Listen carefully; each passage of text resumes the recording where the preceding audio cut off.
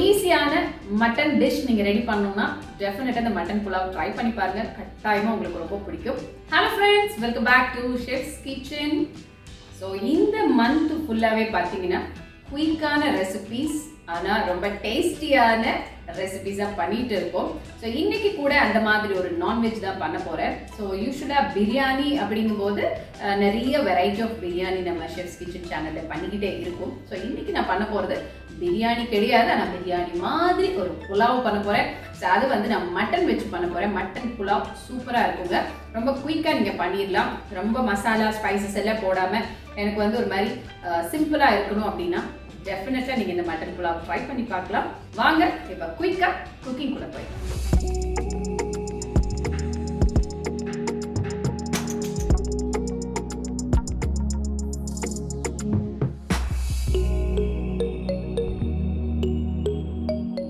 Mutton pulao பண்ணுறதுக்கு நான் 1 kilo mutton வாங்கி வச்சுருக்கேன். பிரியாணி கட்டுக்கு வாங்குற மாதிரி தான் கட் பண்ணி வாங்கியிருக்கேன். அதை நல்லா வாஷ் பண்ணி எடுத்து வச்சுருக்கேன்.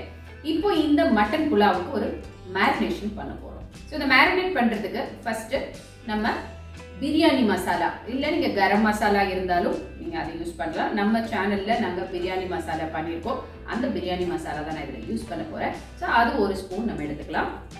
அதுக்கப்புறம் கொரியாண்டர் பவுடர் 2 ஸ்பூன் எடுத்துக்கிறேன். தயிர் 2 டேபிள் ஸ்பூன் எடுத்துக்கலாம். ஸோ இதை நல்லா ஒரு மிக்ஸ் பண்ணிக்கோங்க. மிக்ஸ் பண்ணிவிட்டு 2 tablespoon ginger garlic paste add பண்ணிக்கலாம். ஸோ இப்போ இதையும் போட்டு நல்லா மிக்ஸ் பண்ணிக்கலாம். இது நல்லா ஓவராலாக கோட்டிங் ஆகணும். அந்த மாதிரி மிக்ஸ் பண்ணி இதை நம்ம எடுத்து வச்சிடலாம். ஒரு 1 hour நம்ம மேரினேட் பண்ணால் ரொம்பவே நல்லா இருக்கும். அதிகமாக பண்ணினாலும் நல்லது தான். ஸோ நான் மினிமம் ஒரு 1 hour நான் மேரினேஷன் பண்ணி எடுத்து வைக்கிறேன்.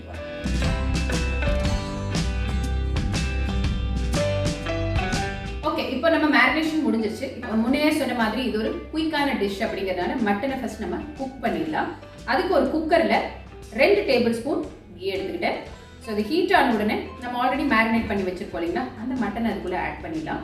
ஆட் பண்ணிவிட்டு அதுக்குள்ளே 1 ஸ்பூன் சால்ட் ஆட் பண்ணி நல்லா மிக்ஸ் பண்ணிவிட்டு நம்ம லிட் போட்டுட்டு 4 விசில் விட்டுடலாம். ஏன்னா இது வந்து நம்ம ரைஸோடைய குக் பண்ண போகிறதுனால 3 to 4 விசில்ஸ் போதுமானதாக இருக்கும். இப்போ நான் அந்த விசில் போட்டு எடுத்து வச்சேன்.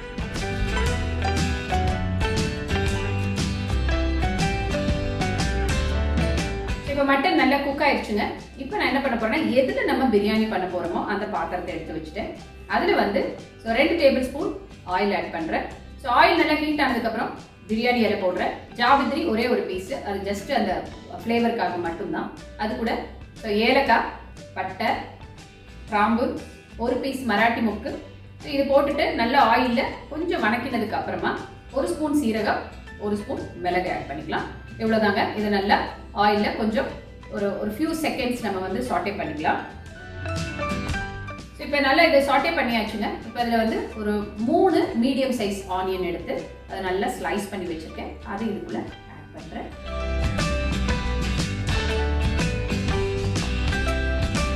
ஸோ வெங்காயம் கொஞ்சம் வணங்கும் போது இதுக்குள்ளே ஒரு 6லேருந்து 7 பச்சை மிளகாய் நான் ஆட் பண்ணிக்கிறேன். உங்களுக்கு காரத்துக்கு தகுந்த மாதிரி நீங்கள் மிளகாய் ஆட் பண்ணிக்கலாம். ஸோ இப்போ வெங்காயமும் பச்சை மிளகாயும் நல்லா வணங்கினதுக்கப்புறம் நான் ஒரு 2 தக்காளி, பெரிய சைஸ் தக்காளி நல்லா பொடி பொடியாக கட் பண்ணி வச்சுருக்கேன். அதை இதுக்குள்ளே ஆட் பண்ணி நல்லா அந்த தக்காளி வேகிற வரைக்கும் நம்ம வணக்கிக்கணும். ஸோ இப்போ இது என்ன பண்ணுறோம், ஒரு மூடி போட்டுட்டு ஒரு ஃபியூ மினிட்ஸ் நம்ம அதை அப்படியே குக் பண்ணிக்கலாம்.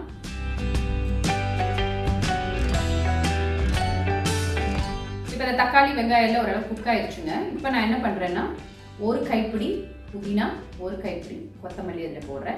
அதில் போட்டு நல்லா மிக்ஸ் பண்ணிவிட்டு ஒரு ஃபியூ மினிட்ஸ் நம்ம அப்படியே குக் பண்ணிக்கலாம். இப்போ இதில் சால்ட் நம்ம செக் பண்ணிக்கலாம். செக் பண்ணிவிட்டு நான் கொஞ்சம் சால்ட் ஆட் பண்ணிக்கிறேன்.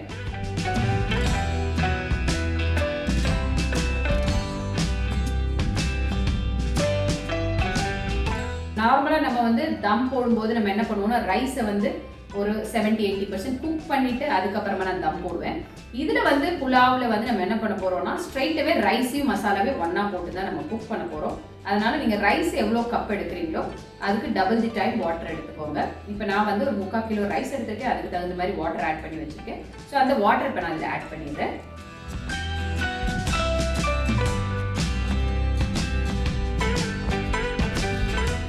இப்போ நல்லா தண்ணி கொதிக்கும் போது நம்ம ஆல்ரெடி ரைஸ் வந்து நல்லா வாஷ் பண்ணி கொஞ்ச நேரம் நான் சோக் பண்ணி வச்சுருந்தேன். அதை எடுத்து இப்போ இதில் ஆட் பண்ணுறேன். ஸோ இந்த ரைஸை ஆட் பண்ணதுக்கப்புறம் நல்லா மிக்ஸ் பண்ணி வச்சுட்டு லிட் போட்டுட்டு நம்ம யூஸ்வலாக தம் போடுவோம் இல்லைங்களா, நான் ஒரு இரும்பு தவா எடுத்து வச்சுருக்கேன். அது மேலே இந்த பாத்திரத்தை வச்சு மூடி போட்டுட்டு வெயிட் வைக்க போகிறேன். ஸோ இதை வந்து ஒரு 15 நிமிஷம் அப்படியே விட்டுடலாம்.